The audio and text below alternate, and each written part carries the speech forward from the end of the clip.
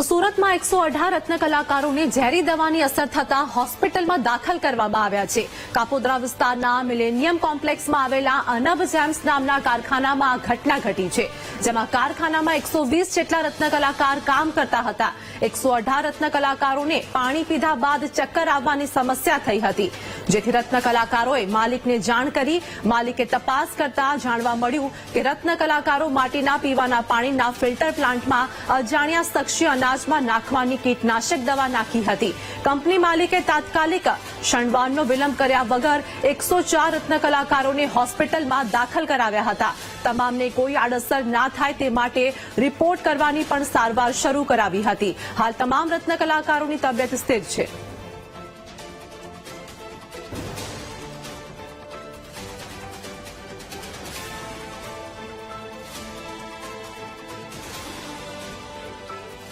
પીવાનું જ હતું, એમાં દવા મળી હતી. અનાજમાં નાખવાની દવા આવે ને, એ દવા હતી અંદર, એટલે એડમિટ કરવામાં આવ્યા છે. અહીંયા બધા જ કર્મચારી બધાને જ એડમિટ કરી? બધાને.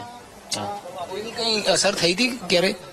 નહીં, એમ તો બધાને અસર થવા મળી એટલે થોડી એટલે પછી શેઠ આવી ગયા, બધા મેન શેઠ આવી ગયા અને બધાને દાખલ કરી દીધા. અહીંયા સારી સારવાર મળી ગઈ. અમારા શેઠનો આભાર એટલો હતો કે અમને કોઈ વાંધો ન આવવા દીધો. પાણી પીધા બાદ શું પરિસ્થિતિ સર્જાઈ? મને કોઈ નહોતું થયું, પણ શેઠનું એમ કહેવાનું કે તમામ માણસો રિપોર્ટ કરાવી લો, કોઈને કઈ તબલ નથી ને. થોડા ઘણા વ્યક્તિઓને કઈ થયું હતું તો? કોઈને લગભગ નથી થયું, કોઈને કોઈ વસ્તુ. પણ શેઠનું કામ એવું છે ને, શેઠે એમ કીધું કે તમામને રિપોર્ટ કરાવી લો. અમારે સારું કર્યું. અમે સવારમાં કારખાને ગયા, સવારમાં પાણી પીધું તો પાણીમાં વાસ આવતી હતી. તો શેઠને જાણ કરી કે આમાં પાણીમાં વાસ આવે છે. તો શેઠે જોયું તો અંદર ફ્રીજની અંદર દવા નાખેલી હતી. તો અમુક કારીગરને ચક્કર ને એવું આવતું હતું, માથું દુખતું હતું, પેટમાં મુંજારા, પેટમાં ગભરામણ થતી એવું થતું હતું. તો તાત્કાલિક બધાને એડમિટ કરી દીધા, દાખલ કરી દીધા, દવાખાને લઈ ગયા. અત્યારે બધાને સારું છે. 110 થી 20 ની આસપાસ છે બધા તેને.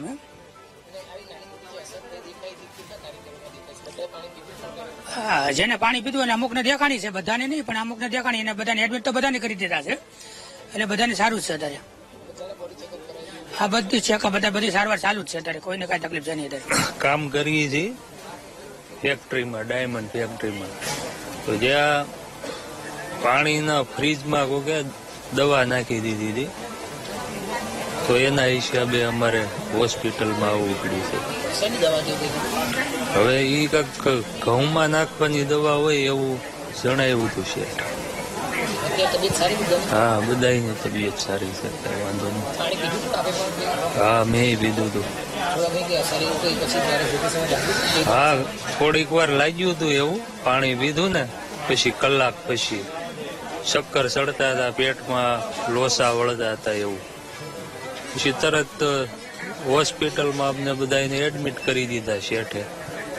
હવે અત્યારે તબિયત બધાની સારી છે. હવે એ તો કેમ ખબર પડે આમાં કોને કોણ હોય? કહેવાય ગંભીર.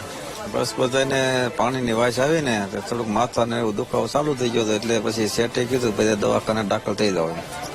બરોબર. પાણીમાં શું કઈ પ્રકારની દવા દેખાઈ હતી, શું થયું હતું? દવાની પડી બે હતી, હવે એ કઈ વાંચ્યું તો નતું નામ, કઈ દવા છે એ. બરોબર. કેટલા કર્મચારીઓ કામ કરતા હતા અંદર? એવું કઈ 150-200 જણા હતા. તમામને દાખલ કર્યા પછી આ ચેકઅપ કર? બધાને ચેકઅપ કરી દીધું.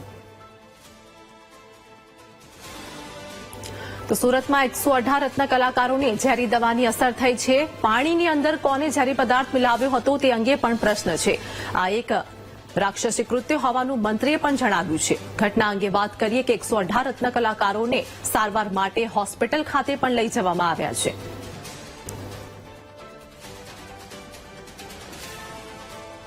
તો મારી સાથે આજ મુદ્દે સંવાદદાતા ધ્રુવ જોડાઈ ગયા છે લાઈવ. ધ્રુવ, ઘટના અંગે વાત કરીએ કે સુરતમાં 118 રત્ન કલાકારોને ઝેરી દવાની અસર થઈ છે. શું વધુ હાલની સ્થિતિ જોવા મળી રહી છે? બિલકુલ, ખૂબ જ ગંભીર ઘટના સુરતના કાપોદ્રા વિસ્તારમાં આવેલ અનબ જેમ્સની જે ફેક્ટરી આવી છે તેમાં ગતરોજ સામે આવી હતી. અનવમાં જે કામ કરતા હતા જે રત્ન કલાકારો છે તેને એક સાથે 118 જેટલા રત્ન કલાકારો હતા તે તમામને એક સાથે હત્યા કરવાનો પ્રયત્ન કરાયો હોય તે પ્રકારની એક ઘટના સામે આવી હતી.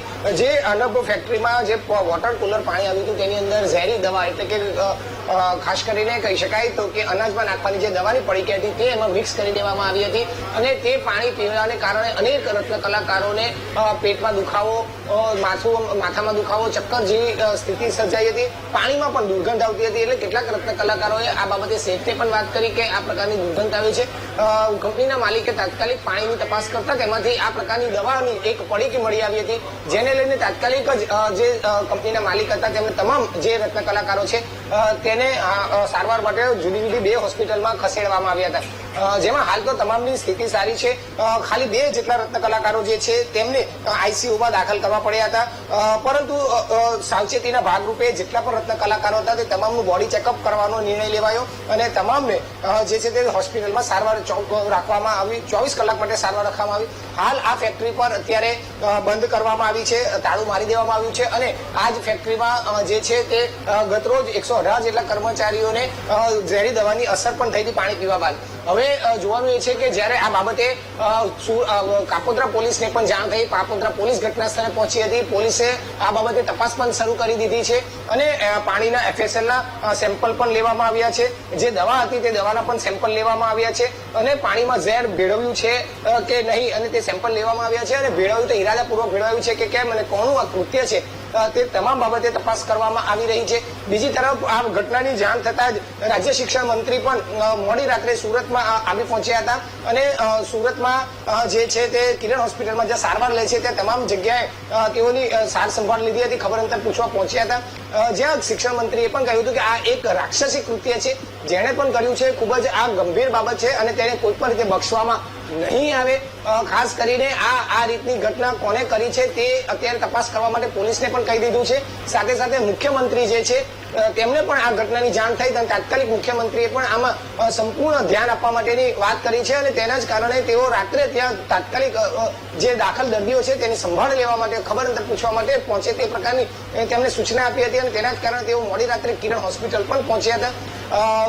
જે શિક્ષણ મંત્રી જે છે તેમણે સુરતને કાપોદ્રા પોલીસ સાથે પણ મીટિંગ કરી છે અને તેમને પણ આ બાબતે સૂચના આપી છે કે તમામ પ્રકારની તપાસ કર્યા બાદ આમાં જેણે પણ આ પ્રકારનું કૃત્ય કર્યું છે તેને તાત્કાલિક પકડી લેવામાં આવે અને કડકથી કડક કાર્યવાહી કરવામાં આવે. પરંતુ મોટી વાત એ છે કે આ પ્રકારનું કાર્ય કરવા પાછળની મનસા શું હતી તે હાલ જાણી શકાય નથી. પરંતુ મોટી વાત પણ એ છે કે 118 માંથી એક પણ કર્મચારીને કોઈ જ પ્રકારની જાનહાનિ નથી થઈ.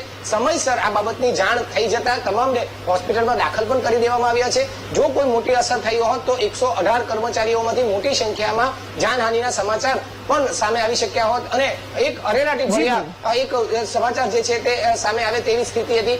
ખુદ રાજ્ય શિક્ષણ મંત્રીએ પણ આ બાબતનો ટકોર કરી છે અને સંવેદના વ્યક્ત કરી છે. જી આભાર અમારી સાથે જોડાવા બદલ સમગ્ર માહિતી આપવા માટે.